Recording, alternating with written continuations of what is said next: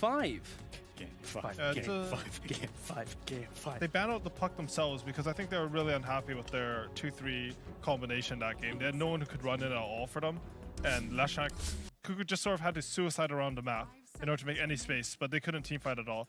I think in games 1 and 4, the ultimate way that T1 were able to take those games was they out-team fought Virtus Pro. You can't do that if you don't have proper frontline and proper kiting. Yeah, and specifically in Game 4 for T1, they were able to really lean on the fact that there wasn't the scaling carry coming into play. They did allow the Abaddon to have this early access to the game, but then they just took that decisive fight in their own jungle. And that is, like, we've said it so many times during ESL Summer, like T1, they will give up map control, they emulate PSG in the kind of play style where it's like, they don't play for a strong laning phase, they don't play for a strong, like, 15-minute fight, they'll always play for that kind of decisive 20-25 minute where they make those comeback moments just because they have the better kind of team timing. And Curtis, you were mentioning in the last game they wwere able to shut down GPK's farm. Was it mainly the Axe? Who was to credit for being able to recognize that Lina was the issue? Because same thing in game 2. Lina was popping off first pick, but in that game she was able to get all their net worth that she needed. I think it was a combination of them knowing who to target in the team fights, but also just having a Nyx.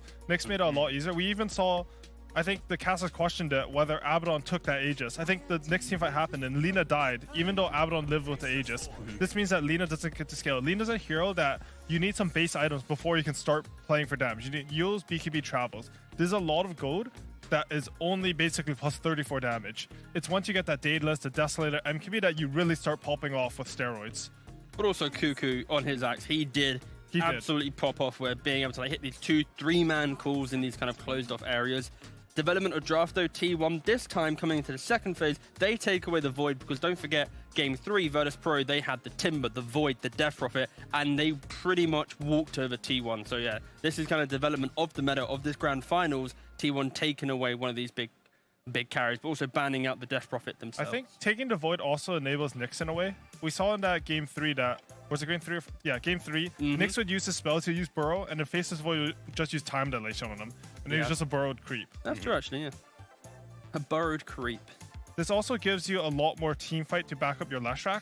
I think part of their game plan this game will be whoever plays the Leshak will sort of be ready to edict those towers, and he'll have a lot of stuns and team fight behind him with the Nyx and the Faceless Void. The question for VP is simply, how do they want to answer the Void? Is it by playing for a quicker early game, but that's not how they've been playing the tournament thus far?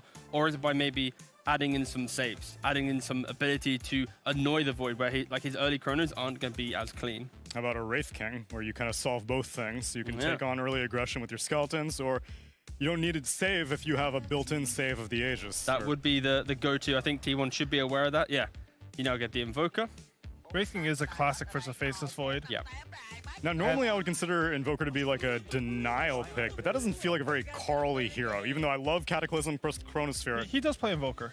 Okay, he does? Yeah, I mean, his name is also Carl. So. This is true. But he did play his last Invoker game quite well. That's right. I think VP, last time they played against the Nyx, there's the Wraith King, Leshak, they actually had Invoker then as well. They picked Invoker Wyvern, I can't remember, but a little bit of stun coming out with the Wraith King with the Invoker. I'd like to see a Crosswax Invoker this game, pretty much always for me. But if it connects with the Timbersaw, I can think we can see something similar to the other VP Timbersaw games where he's starting to pressure the carry and kick him out of lane. Yeah, like T1, they really struggle with just pushing out lanes right now. Like they have really good team fight on paper, but getting to the point where they can set up the lanes to be able to take that decisive team fight, like the reason why they are such a strong team is because they pressure these objectives, force their opponent to be there, but they always got some other core out in the side lane, pushing in the lanes, making that team react, and then they have numbers advantage. This isn't really going to happen with this lineup, and that's why I think VP, they're confident with this, like just a straight Wraith King pick, because they're going to be able to pair the Invoker with the Timbersaw in the lane, Alacrity the Catapult, go take some towers. Wraith King farms behind, then joins in quite quickly. Because once again, like T1, they aren't really invading the jungle, but their team fight is immensely strong. T1 bans out a little bit more team fight. They take out the Disruptor, Eastern European Classic, and showed up last game. Not to much success, though. But they already showed their carry. It's not going to be a Lifestealer or a Juggernaut, so they don't want to have to deal with getting glimpsed into Static Storm. So some other support is going to have to come out, which is rare. Usually these last phases of this entire series has felt like always cores, not supports. Honestly, I wouldn't mind...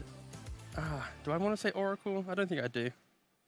I'm trying to think of what VP really wants in their 5 position. Like, do they want to go more lane centric where they try and find kills against the Nyx Leshrac, but Lesh having a high move speed, Nyx being high armor, like I don't think you're going to be killing anything. So I wouldn't mind VP opting for a more defensive backline support, enabling these heroes to try and kind of survive throughout the fights. Yeah, the Oracle is a possibility. Pretty much anything that secures the lane for Wraith King, they'll be happy with. I think Oracle might be a tad weak in the lane, but he is very good for the game. He will give you that save for Chronosphere. He'll make it so Invoker can actually cast some spells into fights. They ban out the Grimstroke, some other Kingslayer heroes. He picked up good actually. ET. They banned it. Wait, which one? Grimstroke would have been good. Oh yeah, but of course they banned it. Why would you have liked Grimstroke here? I think they need a bit more damage, so a little bit of oomph. How about like a Witch Doctor or a Jakiro? A little bit more oomph in lane. And then against the Void, it's really annoying to play Void to play into. Witch Doctor seems pretty good. I think they used to play a lot of. Oh, they just go for the Oracle. Okay, all right. Good call on that one. Now, thanks for the high five, Owie. T1 need to figure out where is Leshrac going. I feel like this is always the answer that we're looking for with T1's final pick. Where is the Cuckoo/Carl hero going? Is Leshrac off lane? Is Leshrac mid? I think they should put Leshrac off lane, get a mid that has a hard catch for Invoker. Puck is banned. Isn't Storm available? Storm. A nice little Storm little situation, always jump the Oracle. Or how about like a offlane Night Stalker with the mid Leshrac, and then just Something fully like overwhelm Night the Stalker can work backlines. for sure. I think it's hard to play Storm this game. I think Invoker's normally decent versus him, and Lion's a good matchup. DK still in the pool. For some reason, utterly forgotten in this series. They could do DK. They just need something to frontline. Yeah. If they don't have something to frontline, Void will never get a good chrono this game. This is true. They do need that hero that is like the vision enabler, because Nyx has now kind of shifted away from that style of gameplay where he's playing with another core to get the kill. It's not him running in first with Vendetta. And in the big team fights, they do like that hero with confidence who walks up the higher ground and says, look at me, hit me, and then that gives the Void and Warlock entry to these bigger team fights. They do have a full minute to talk about their pick. I guess Storm could work just because if they need to pick a hero that they're confident can deal with the Timbersaw, I think. Because right now they might get run over by Timbersaw once again. This is true. This is the big concern. Like they have so much team fight, this whole mid-game centric lineup, but my fear is like that wave clear in the early point, like the entry to the game. This is what this first phase Timbersaw always put pressure in the draft, and right now they haven't perfectly answered it. They're more about survival, but that's kind of the T1 philosophy in this entire grand finals: survival, then dominance. Definitely seems like they know what they want to pick. They're just psyching everyone up. Cuckoo definitely gave a everyone relax, I got this type. He's putting the shoes on. He's putting the shoes on. He's ready. He's putting those brown boots on. Oh, now he's not ready. Nope, you now guys he's ready. good? You guys good with this? What is it gonna be? This is it. Stop panicking, Cuckoo. Oh, no. What? Wait, No. what? You need a pick. Come back. Brood. What? Woo! Okay. Okay. I've just made a loud Brood noise Mother. just for fun, but let's think about it. Okay, so Broodmother's a hero that you really need to answer in two forms. How do you kill it in laning phase, and how do you defend the tower? Right now, VP has no answer, I think, to killing the Brood cleanly in laning phase. They have the answer with defending tower with the Timbersaw, but yeah, just the entry to the game, Brood will have a pretty decent time. And what's the lane situation? It's Brood plus Nyx. Warlock? No, Oh, Brood, plus Brood Nyx. Nyx, and then it'll be Warlock Void in the top lane. And it'll be up against Oracle Wraith King? We might see VP go for an aggro tri-lane just to get the Timbersaw matchup versus. No, that's true, yeah. But honestly, they don't really have to do that. Brood's not the same hero where you would like get overrun with spiders really early. Yep. I think exactly. as long as they are able to secure Nightfall an okay game, they will eventually be able to rotate DM down there and deal with the Brood. It is overall a good Brood game though, I think. It's a very cheesy pick. And I mean, Cuckoo, he wasn't known for his Brood in the DPC. People thought he can play it, but then he busted it out at the major. The key thing here is VP have won their games with Timbersaw being able to take the tower, and everyone moves into that kind of Timbersaw. If you have a Brood, that forces Timbersaw to think defensively now. He is the only hero that can then occupy the Brood. So unless they want to kind of evenly lose like safe lanes with Brood coming in here, Timber coming in there, Timber will kind of lose that aggressive pressure, and that's maybe why they picked this hero to give Void time to farm up. But you know, we'll see. It's an exciting. It's game 5.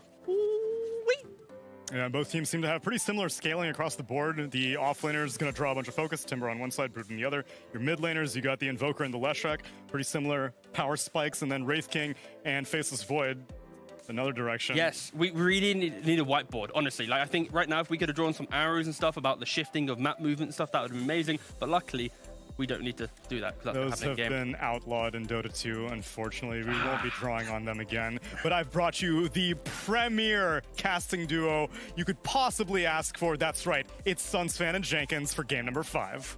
Sorry.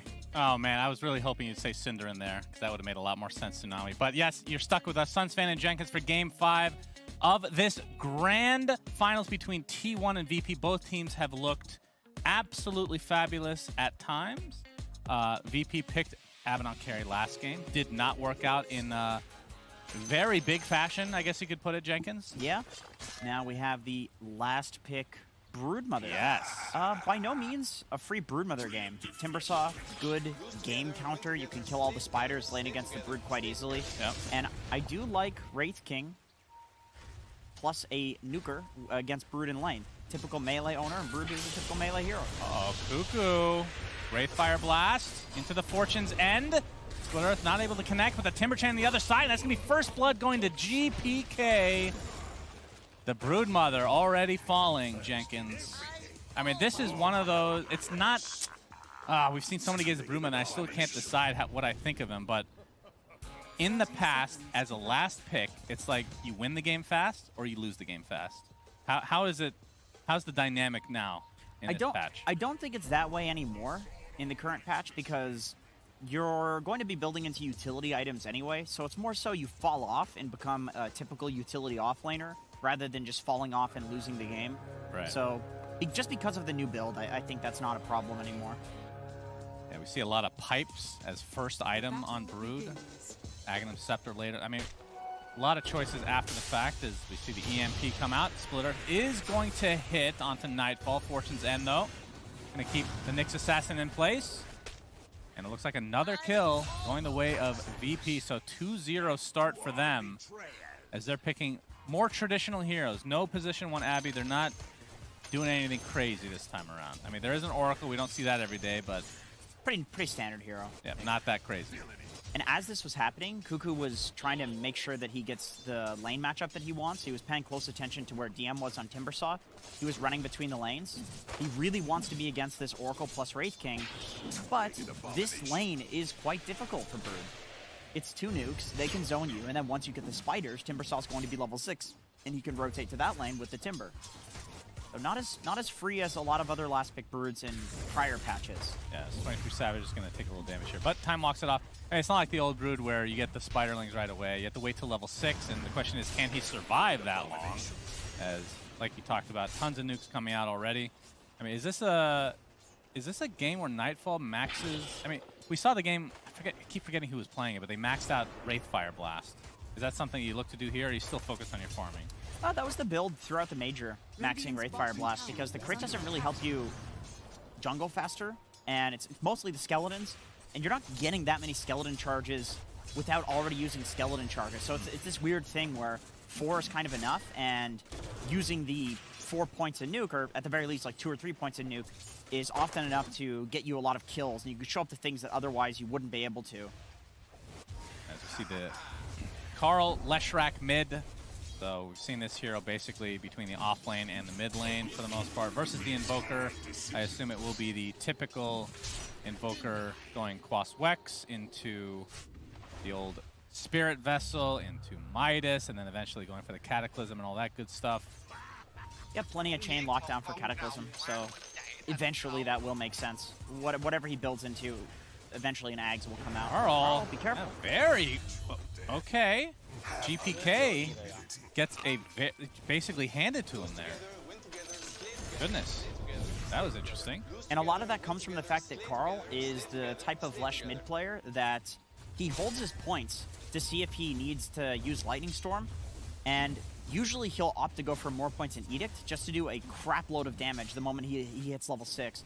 And that gives him the ability to take towers, but in that situation you can see it resulted in him getting hit a lot more than a traditional Leshrac with Lightning.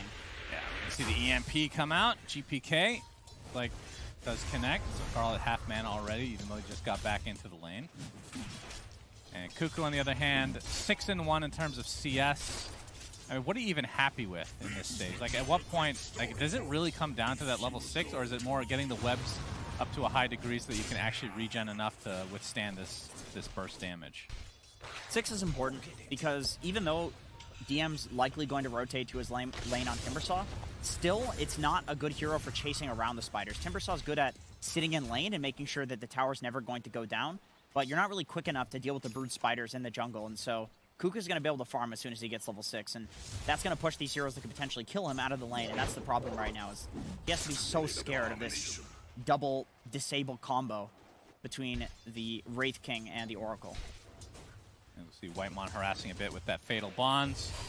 Another combo here from VP. Not going to be enough for a kill, but Kuku will at least get some XP here and a couple last hits as well.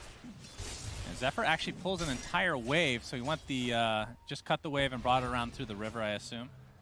Help get his Brood a little bit more XP and gold, since he is kind of struggling right now. Let's see if he can get some last hits onto the tower, though. Still going to be pressured, though, in the meantime by Kingslayer. See the Impale connect, Nightfall, but just a little harassment back and forth. Nightfall, of course, will be able to go into the jungle at some point if he really wants. I mean, is it more dependent on how your lane is going if you even bother going to the jungle? If you're getting free farm in the lane, do you just give it up to an ally still, or do you just stay? The only person that can take the Brood's lane is Timber, past, you know, a reasonable point, and so I think if you can stay here with Wraith King, just to keep things simple, you do stay there, because that's probably going to be your highest kill threat, maybe even with a rotation from the mid lane Invoker. And then after that point, it's got to be Timber. But we can see Zephyr went for a really cool build here. He went for a second point in mana burn to prevent the double nukes coming out. Okay. It's just to make Kuku's life a little bit easier, because Wraith King obviously can't press his stun if he has no mana for it. And there's no point in going for the Carapace, because Zephyr's not playing the lane, so he's just going to mana burn, help him out a little bit, and then leave and give Kuku the solo XP. Yeah, it's cool to see these new but the skill builds being based off of how the game is actually going, instead of just pigeonholing yourself into the same build over and over with. You know, 99% of pubbers, including myself, will do, Jenkins. Maybe you should make a video on that with some extra arrows to make sure that somebody watches. You guys can Courier do that. taken out. Whitemon's Courier, that is, by save. He's going to take some damage on top, but nice some blocks coming out as DM making his way in the vicinity, looking for the Timber Chain opportunity. There we go, and this looks like a kill going the way of VP again. So 4-0 advantage, already 2K, and 23 Savage was trying to help out his comrade, but ain't happening. Beautiful body blocks by Save, ensuring that when that creep wave is being tanked, there's some sort of punish for it, and it makes enough space that DM can come over and get a free kill. He's almost level 6, and this is when I think any lane that Timber goes to, he's going to have an advantage, even against Lesh. Zephyr with a very uncharacteristic miss on the Impale ends up paying the price with the Cold Snap EMP combo. There's a bit of the punish for not having Spiked Carapace, not That's as true. slippery as a typical Nyx would be at this point. Also, sacking those levels to Kuku's Broodmother means that Zephyr doesn't have the levels he's used to playing with. And we see some action top lane. Chakram is there with a setup from Save. Not enough to kill Whitemon yet. He's trying to get off the Fatal Bonds here as DM is pursuing him from behind. You see the Hex. Timber Chain will be another kill on the Whitemon. And DM is pretty freaking farm right. In fact, all 3 cores on VP are top net worth at this current point. We were all thinking with the last pick Brood, what do you do to deal with this hero? But what do you do against Timbersaw? Oh, this might be it though. Yep, we see the Lesh coming with that Chronosphere set up into the Split Earth. Enough magic damage, and that is a huge kill for T1. They desperately needed it. DM was playing really far up there because he had the catapult, so he wanted to take this advantage he had in lane and turn it into the tower, but Lesh, great hero dealing with the Timbersaw. Once again, Batrider and Lesh are the 2 best heroes for laning against Timber at some point. Yeah, Zephyr might be caught out again. Cold Snap. We have the Impale, EMP. It's not quite enough, though. He's still only level 2, so like you said, no Spike Carapace. Try to combo break that, if you will. But GPK is going to be perfectly healthy here. Top net worth in the game right now. I mean, what do you think of the matchup of... I mean, I saw Void picked in the... I think it was the 3rd pick overall. And I was like, okay, this is just going to be a Wraith King game, right? And it is. So, is Wraith King that good against Void? Is it just the survivability, or is there something that I'm missing here? I think Wraith King is a sort of pushing hero with the skeletons as well. So similar to why Drow Ranger counters the Void. If you don't lose the ult, and also in the late game, the ult is on such a low cooldown. Oh, okay, Kuku makes a rotation. GK, yeah, see the spiraling doing so much damage. Face Edict, not enough, and now the Impale from Zephyr into the Split Earth. So nice turnaround here for T1 as you see Kuku making the transition, and this is where the hero starts to be a bit of trouble to deal with. This is really nice from Cuckoo. So he's doing this thing where his webs are not really in an ideal state for farming, but they are in an ideal state for pressuring. Because DM now has to rotate between mid and bot to chase the Broodmother. My goodness. But Brood is so fast. Timber can't chase Broodmother. That tower got decimated. Save in the meantime does get the Earth Spike off. DM in the vicinity as well with the Chalk Run, but Zephyr on the sideline gets the Impale only onto save though. Looks like it might actually be enough to get everybody out with their lives. Tornado ends up missing here, but Kingslayer might be dying again. Just getting chased by Cuckoo. It's really difficult to get away from this hero as a support for sure. But the fact that they took that tier 1 tower in like, feels like less than 10 seconds. Pretty crazy. What a smart rotation from Cuckoo. It's a very atypical thing for Broodmother to do that, to rotate to another lane, but that is the only advantage that Broodmother has over Timbersaw. Yeah. Is to just run between the lanes quickly, and Timber spends all of this time chasing, and Timber's supposed to be the hero that's doing stuff at the moment. And Whitemon getting chased by Nightfall, and one more crit will do it. And let's see if they can turn this into a tier 1 tower as well. So this game started going in favor of VP. I mean, they probably are still favored to a degree, but now that Brood is online with 23 Savage in the vicinity as well, so it'll be a trade at the very least for these tier 1 towers. I love that T1 is Going playing. for mech. I like that they're playing around Brood, because we saw this exact same thing in the major.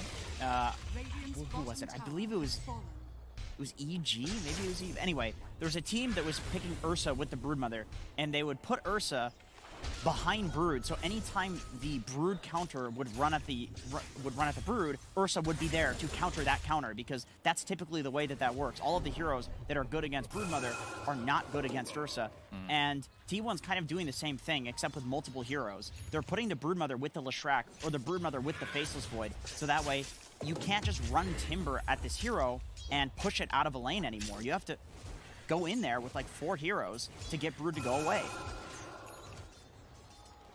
It's funny that the way that you play against Brood has kind of shifted a bit as well, because for so many years it was just the same hero, the same play style. Now we're seeing just more flexibility, it's a little bit more dynamic, and maybe a little too strong right now, but I mean, how often has it been banned in this tournament? Off your memory. It was getting second phase banned, so it's fallen out of favor in the first phase, presumably because a hero like Wyvern does very well against Broodmother, can kill the spiders in a support position, and it just feels much better than what power level Broodmother is at. And so because these heroes have come into the meta, Broodmother falls down, but the question is, you know, is that warranted? Should Broodmother have been still getting first phase banned? Oh, it's funny because, I mean, not that Wyvern wasn't underpicked by any means at the major, but it wasn't as strong as it has been in this tournament, it feels like, right? Maybe towards the tail end, but yeah. You just discover new things with each patch, and I mean, this patch isn't even that old for all intents and purposes, but yeah, people still looking forward to whatever is in store in the next few days. As we see DM now with the hood, and Kingslayer still not level 6, 12 minutes in the game. That false promise, obviously, probably the best save in the game if you can get it off. Yep. Especially with a Wraith King that can get some regen with the lifesteal and Timbersaw as well. Yeah. And speaking of Timbersaw, you're going up against a Faceless Void with time dilation, which maybe hasn't been that big of a deal yet, but you can see he is going for the Lotus Orb to be able to dispel that. One of the more annoying spells to deal with as a Timber. Pretty good against Fatal Bonds as well, and possible Broodmother Orchid, although Cuckoo is going for Mechanism. And I think this is a good build, just given how they're playing around him. If you go for the Orchid, it's more so a kind of solo pick-off style build, and you already have enough pick-off between the Leshrac, the Nyx, and the Faceless Void. You don't need more, even though silencing the Oracle would be pretty nice. More so about supporting your team, and they do the work for you, because he's countered on Broodmother by the Timber. And we're going to see a smoke here from VP. But yeah, we typically see the pipe as a first item, like I was talking about. Solar Crest as well, but just switching it up just slightly. We've seen some Greaves, of course, in the past, in addition, as Cuckoo, with all his spiders, maybe potentially ganked here. Trying to micro them to a high degree. GPK in the vicinity. Tornado misses, though. Hits a couple of creeps, and that's about it. But a big stun from Zephyr onto 2. And now VP are on the run. Kingslayer just drops of his own accord. Cuckoo not mincing words here. Looks like the pressure's going to be applied again, but the Ice Wall is connected here. Slow progress is a Chronosphere three. on all three on the outer edges, but what is the follow-up? Buyback onto the Oracle now. The bash is online, so Save takes a tumble. Carl in the meantime taking some damage from the Chakram. We see the Sunstrike Comet, but it's not going to connect on anybody as Nightfall has come to play as well. Tornado will hit the Leshrac. Trying to save him with Cuckoo here on the sideline. DM, you can see taking some right-click damage, but as we see the Radiance now online at the 13.5-minute mark. So Nightfall still with that second life, but... How is nobody dead? What's happening? Well, Lion did die. That counts as somebody. Well, I don't know. It's a lion. Just because he's hideous doesn't mean he's not a person, okay? But yeah, now with this, I mean, obviously you want the level 12 on Wraith King. That's probably the biggest thing. Oh yeah, there was a... okay, buyback there on Oracle. GG. Yeah, he was the first to fall, actually. But yeah, that was an incredibly good chrono as the... Looks like the Impale is going to just miss here as the chase is on. Trying to get control of this jungle. Chaotic Offering being faked out. GPK doesn't have a ton of mana to work with, and Nightfall still only with that level 1 ult, but running in. Gets that Wraithfire Blast, which can be dispelled there by the Vendetta, or dodged, I should say. But Broodmother, on the other hand, is going to get bursted down between the Chakram and the Finger of Death.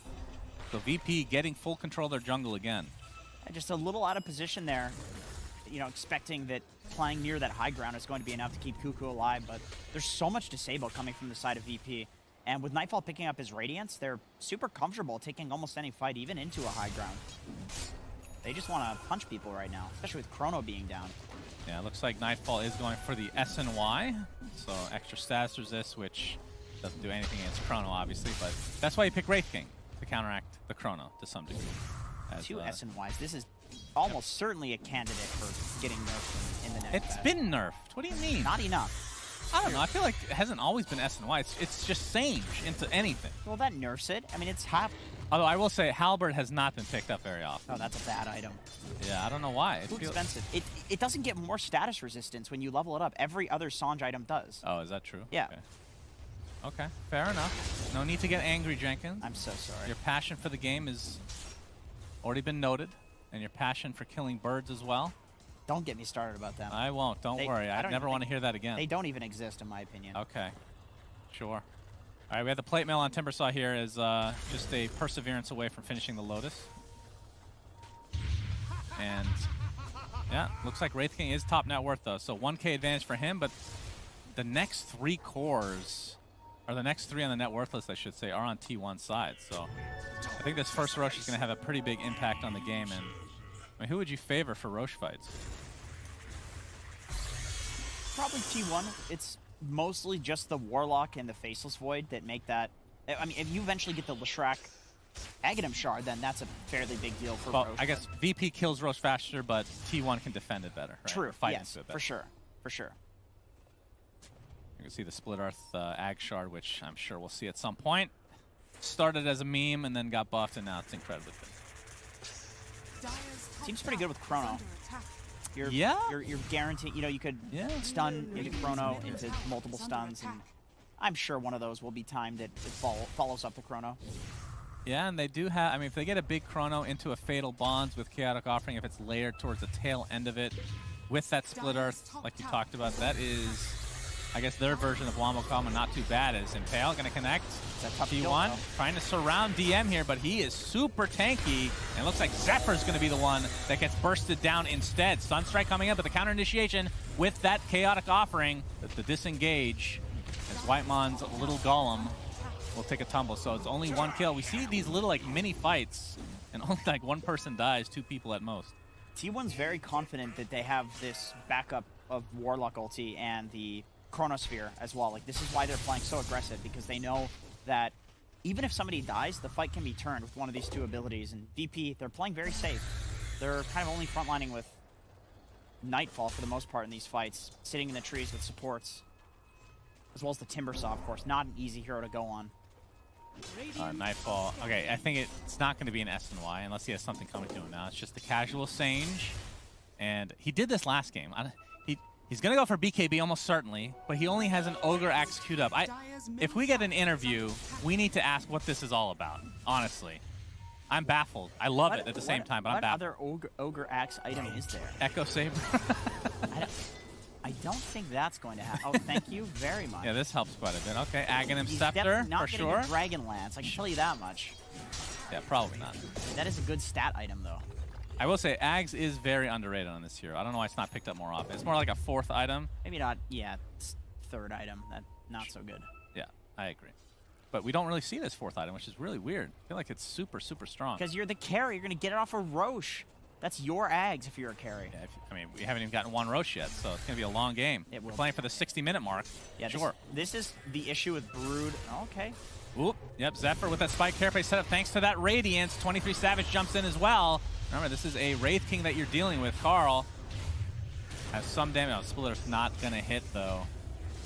And again, that's still a pretty difficult kill, but T1 actually moves everybody in the vicinity to try to go for that, so that opens up the map a little bit for VP. Like, Cuckoo TP'd as well. Yeah. Or did he walk there with webs? It's still odd that he moves towards the top lane. Oh, he did TP on Broodmother. Huh. Very active Brood. I kind of like this because the problem with off-lane Brood on the Dire side is that you play in the enemy jungle and then you're nowhere near Roshan. The advantage of Radiant Brood is that you get Roche by virtue of playing where you already want to play on Radiant. And so I would like to see him moving his webs more towards the enemy triangle if he can. Of course, it's not the easiest thing to just play in the enemy triangle, so it looks like he will be heading back. So just a bit of a TP. Yeah, so he got that mech and then straight into pipe, so hasn't finished the Greaves yet, but I assume that will come at some point in the game. It's a pretty expensive recipe, but do you have any good dispels this game that would make you want, I guess, Cold Snap? Is that it? I guess is Whirling Death, I mean, not that that really matters that much, but is that buff dispellable? Yes, it is. Okay, excellent, thank you. So yeah, maybe not the highest value Greaves, although the regen that you get when you're low is pretty freaking valuable. That's kind of what I'm thinking, is the aura is really nice against this damage over time. Oh, that's a waste of a raindrop. You better pick that up. And Max? We don't litter here in Sweden. It's pretty clean here, that's true. It's not Singapore, though. They're big on recycling. I threw a can in the garbage. Yeah, they were very angry that it wasn't recycled. Oh, we have Cataclysm online now for VP. Smoke from T1, they immediately will run right into VP themselves. And again, it's just Nightfall being that front liner. I'm not sure if VP wants to necessarily fight without this BKB on Nightfall, but I mean, it is a very even game, so it all depends on, I mean, again, from the team fight perspective, T1 does have good, in theory, chrono into whatever else that we talked about. But it does take some execution. We have some TPs down here. Cataclysm a little bit early.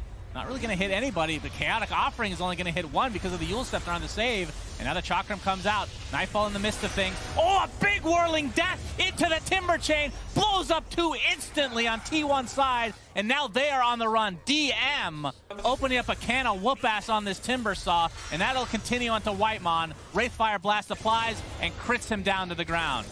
Holy Jesus, DM. That felt good for me just watching it.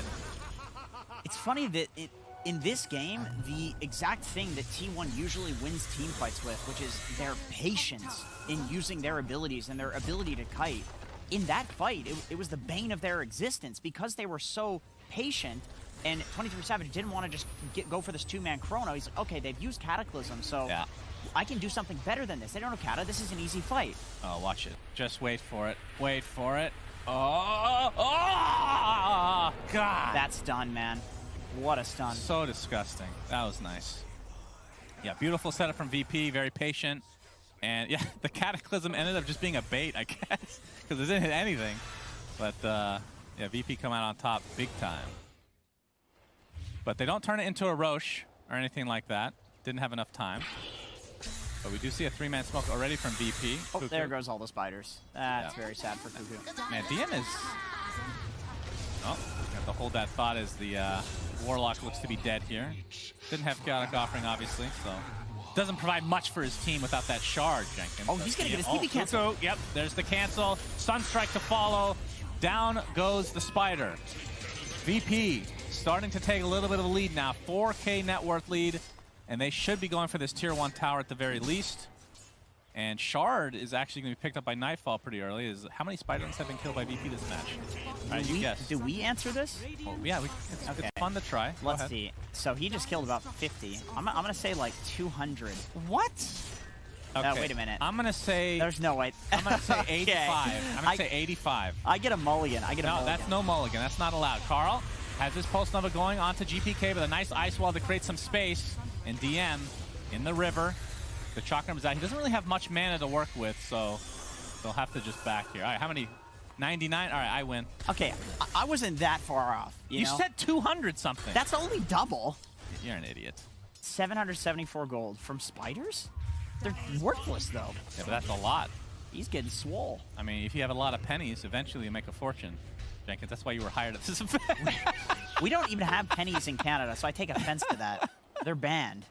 Google it. That's true. Okay, I won't, but thank you. Okay. So what's the, is the mana burn really that big of an issue for Wraith King? I mean, historically speaking, like against Wraith King, it's not that amazing, but is it enough to have to worry about and just go for the shard? He actually delays it here. He gets the Hyperstone first. I was going to say, he's got the BKB. He's sitting on a nice 13-stack wand charge. Not really feeling too bad in any of these fights. Nyx is not having the best game. You can delay it a little bit. Okay. But we do have the Aghanim Scepter Burrow, just like every other game on Nyx Assassin. First item, brown boots. Okay, now you need the shard. Yeah, we have a 9-man smoke overall. Nightfall, the only one. Of course, he has that second life to work with. Zephyr burrowed up. No vision showing him right now, but double impale. All right, into the Chaotic Offering. They're using most of their resources onto Save, who's already only at half HP. And here comes the Cataclysm. Leshrac gets the Yules off to save himself. The Chronosphere is going to clip too, and it's the two supports. Very important to kill that Oracle, but both will buy back into the game. Now Carl trying to get out of this, but looks like he's going to fall here. But a nice split Earth comes out. Ends up saving him in the end, and VP have to run, despite Zephyr being completely out of mana.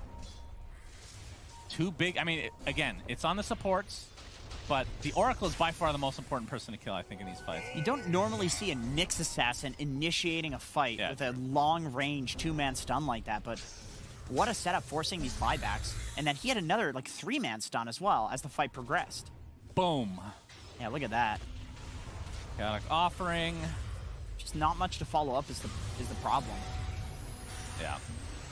The Yules ended up saving Lesh there for sure, and you can see the Chrono clipping both supports, so that ends up being a freebie for 23 Savage. So double kill for him there. As Zephyr hits another double stun. Yeah, Carl as well. Yeah, nicely played. A lot of these fights, not much is happening for this high skillness that we're seeing. You know, like there's these crazy double stuns and combos happening, and then it's like, oh, they have no damage. That is too bad. Just the supports dying. It's always the supports, isn't it? Yep. I mean, it used to be worse. You still get a lot of gold these days. I mean, we're actually seeing supports get more than just a brown boot wand, so just be happy. Ah, those were the days. Yeah. Brown boot stick. Yep. 10 centuries.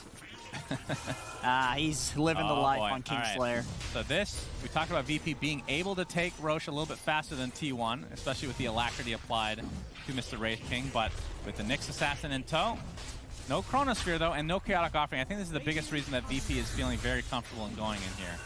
The Chakram is going to be helping out as well, but the Spider is going to be used to scout this out a bit. Roche basically at half HP now. Nightfall can just continue to solo this if he really wants. Of course, there is some capability from T1 side to jump in and try to steal this. As Zephyr is going to be spotted out. There's the dust. Chakram to follow. So much damage reduction. Finger of Death still not enough. He's healing so much right now. While Burrow, 23 Savage, trying to focus on GPK, but he's going to get out, it looks like. Zephyr is still alive. Chakram, Spike Carapace. Eventually, nope. Okay, DM running out of mana now.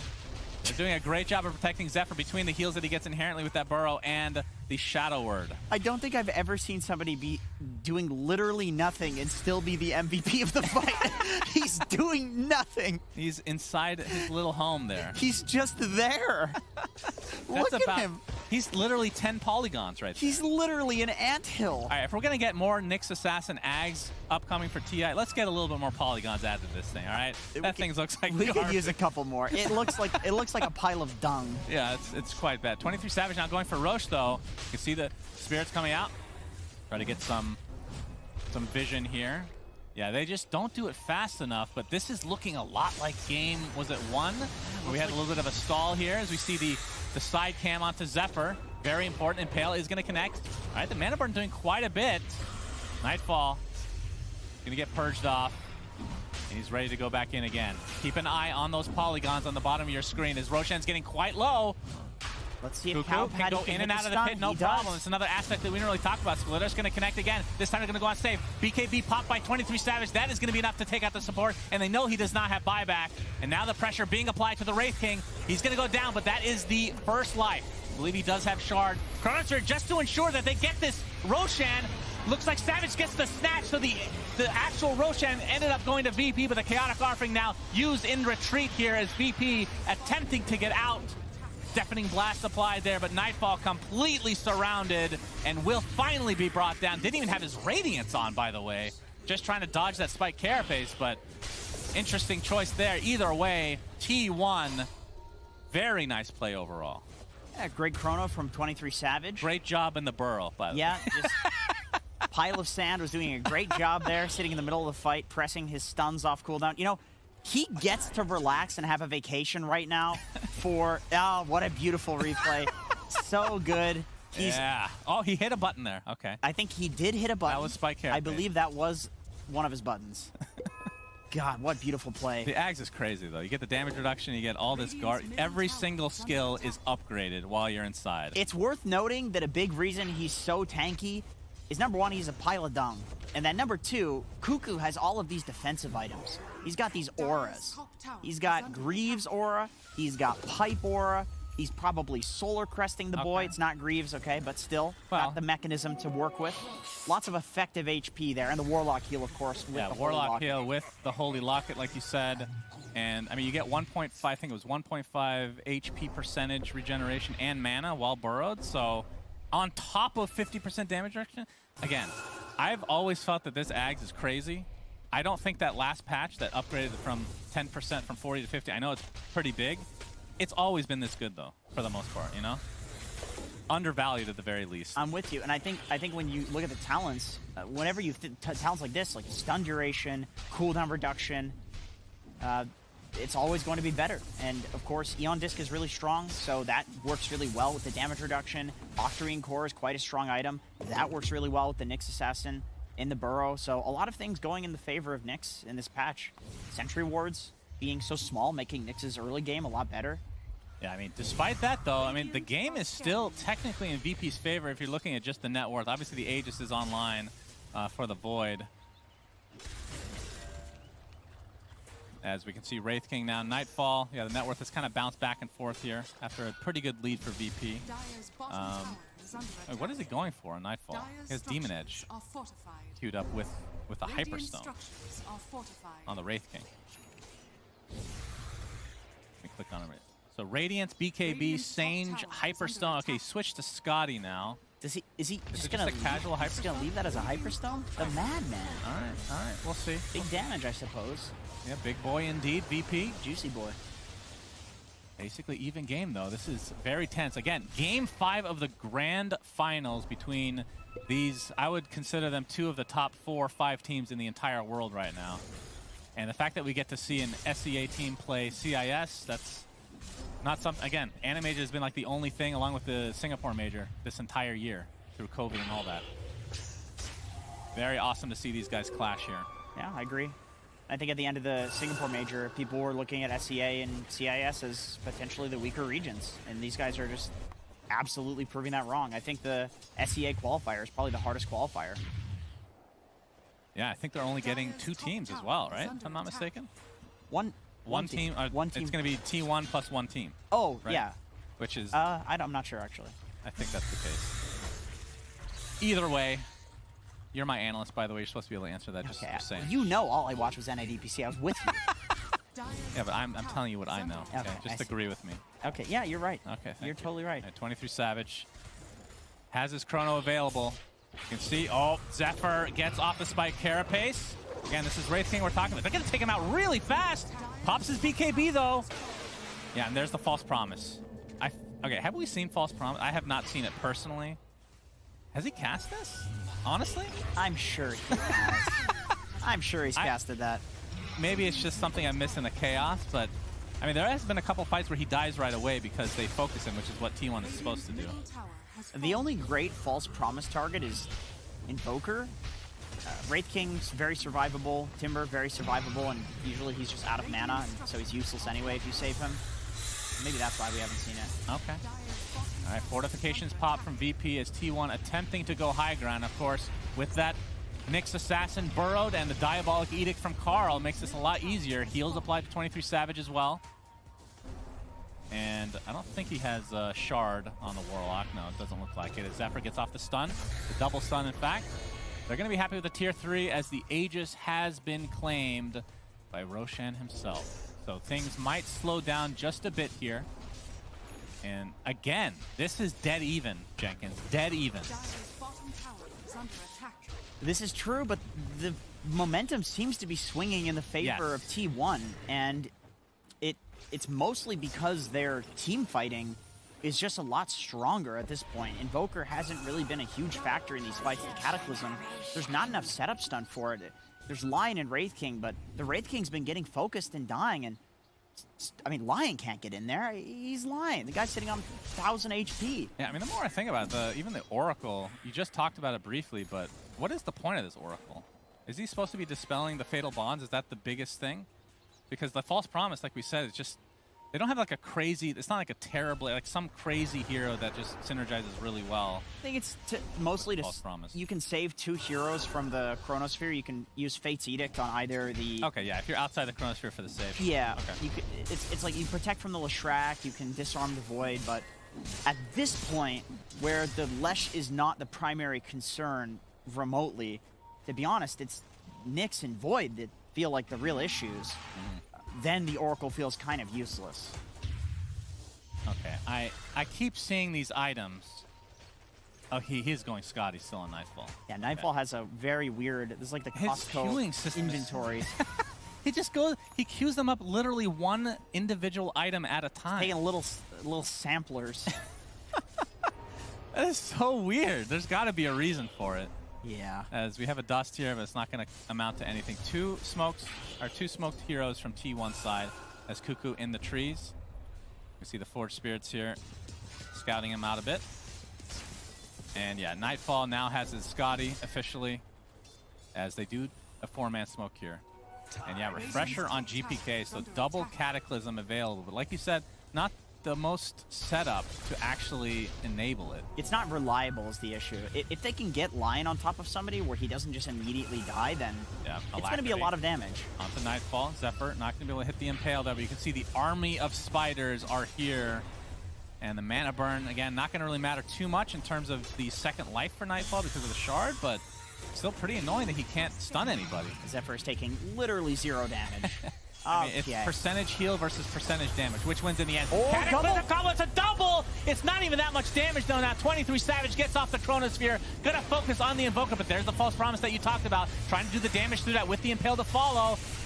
The burrowed Nyx is available still, getting those burrows or the stuns constantly as we have the Chakram. Nice Impale again from Zephyr, saving his teammate, but it looks like the Lesh will finally be bursted down. Chaotic Offering was never used. They actually took out the Warlock immediately as Save getting right-click now with Cuckoo's ult as well, and Kingslayer in the trees. Double kill for Cuckoo. And T1. Oh, there's a gem too. That's a big deal because that's exactly how they're going to scout the Nyx in these fights, so... Yeah, getting that, killing the Invoker makes this entirely worth it, and this is a fight on the side of VP as well. So you win that fight, you potentially get the tower, although the creep wave is unfortunately for T1 pushed out. Cost the buyback on the save, and I mean they grew their lead from 2 to 6K there in just this last few minutes. Yeah, so mostly the T1 is in control right now. Oh man, the Vendetta with 23 Savage applying some right clicks. Time dilation to the flank. A bash again. DM. Timber chains to safety, but Cuckoo's here as well. So it looks like it's going to be the death of him. He has the flamethrower. Annoying to deal with, but not annoying enough. Does have buyback, though, as T1 have taken firm control of this game with Roshan coming online very shortly. It's getting to the point where 20... I was going to call him 21. 21 Savage. I'm surprised I haven't done that once before. 23 is the real issue. Everybody else, other than Zephyr, who's providing all the lockdown, they're not really needed for damage. It's just 23. Yeah. Even without using the Warlock ulti, they win the fight. Yeah, these Cataclysms haven't really amounted to much for VP. And they actually just opened it up with it, too. It wasn't like in the middle of a fight where it was already chaotic. It was literally the opening.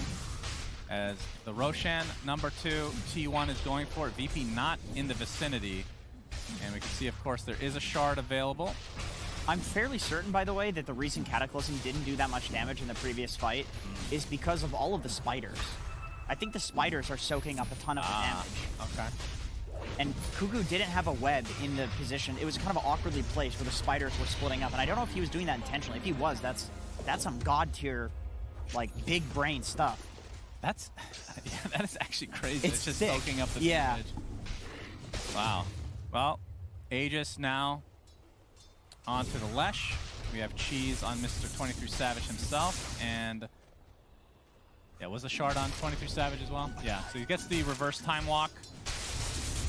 And of course, just by default, his time walk will have 400 extra range, which is always nice. Classic.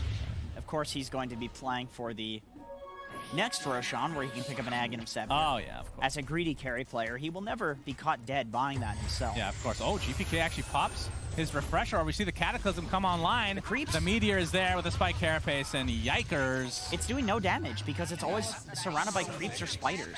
Yeah. Was that a...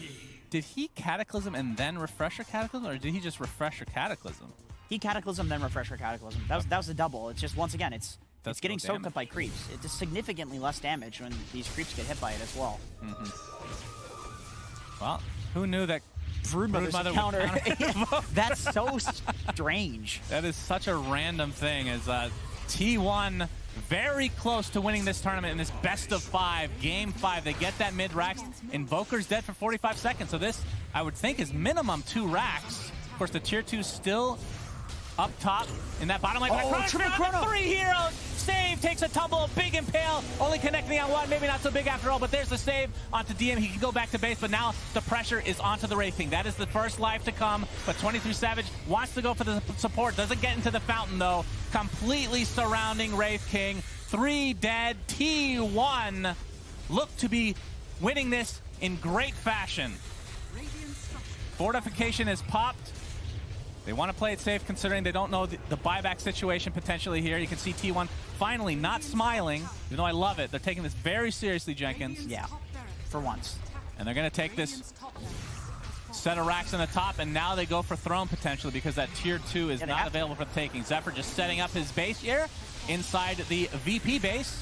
He's going to spike Carapace, which stuns through that EMP. And they're just going to focus on the buildings, of course, with this Diabolic Edict. 60 seconds of no Wraith King. He's just going to walk right in. Oh, he gets Hexed, though. Has to be careful. Cataclysm to follow with a nice Yule Scepter. Who used that Yule Scepter, actually? What? That's a Wind Waker. Are you serious? I was going to say, we finally get to see it. As this tier 4 tower looked to be falling, you see the time walk reverse from 23 Savage, and it looks like T1 are going to be taking this game before Wraith King can even respawn. T1 looking so good. Another Cataclysm, but that one actually did decent damage, but it is over. T1